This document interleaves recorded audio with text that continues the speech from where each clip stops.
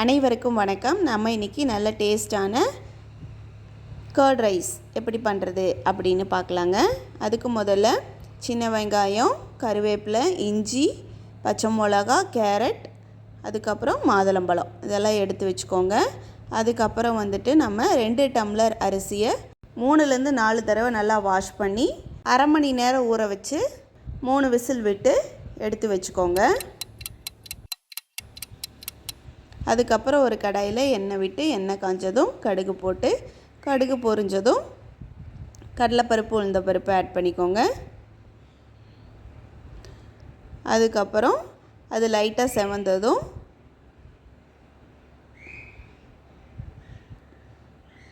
எடுத்து வச்சிருக்கிற சின்ன வெங்காயம் கூடவே கருவேப்பிலை, பச்சை மிளகா ஆட் பண்ணிவிட்டு நல்லா கலந்து விட்டுக்கோங்க.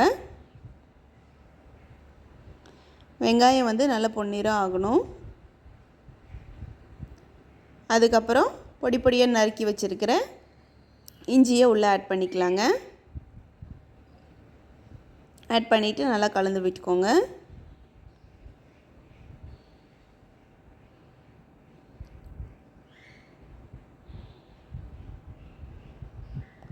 இப்போ தேவையான அளவு உப்பு போட்டுக்கோங்க.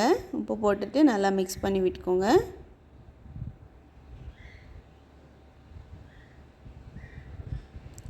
ஸ்டவ் மீடியம் ஃப்ளேம்லேயே வச்சு குக் பண்ணிக்கோங்க.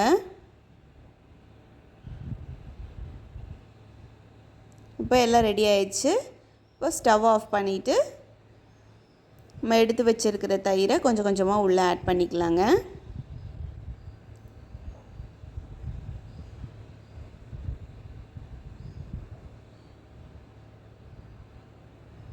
ஆட் பண்ணிவிட்டு நல்லா மிக்ஸ் பண்ணி விட்டுக்கலாங்க.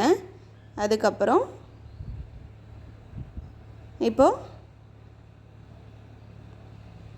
விசில் வெட்டி இறங்கினதுக்கப்புறம் ரைஸை எடுத்து தயிர் கூட ஆட் பண்ணிக்கலாங்க. ஆட் பண்ணிவிட்டு நல்லா கலந்து விட்டுக்கோங்க. தேவைப்பட்டால் எகெயின் தயிர் வேணுன்னா கொஞ்சம் ஆட் பண்ணிக்கலாங்க. ஆட் பண்ணிவிட்டு ஒரு அரை டம்ளர் பாலும் ஆட் பண்ணிக்கோங்க. அப்போ தான் மத்தியானம் லஞ்சுக்கெல்லாம் கொடுத்து விடும்போது தயிர் புளிக்காமல் இருக்கும். இல்லைன்னா தயிர் புளிச்ச மாதிரி ஆகிடும்.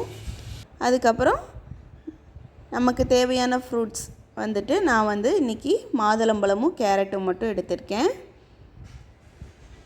கூடவே நட்ஸும் கேஷ்யூஸும், அதுக்கப்புறம் ட்ரை கிரேப்ஸ் எடுத்திருக்கேன். நீங்கள் தேவைப்பட்டால் பிளாக் கிரேப்ஸ் இருந்தாலும் ஆட் பண்ணிக்கலாங்க.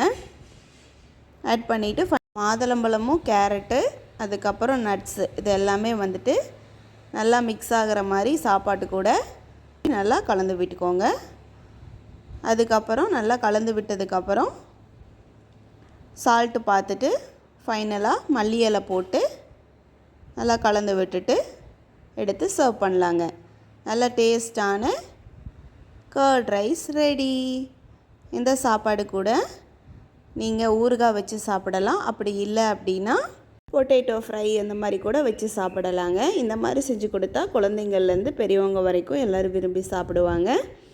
இந்த வீடியோ உங்களுக்கு பிடிச்சிருந்தா like, share and subscribe. Thank you for வாட்சிங்.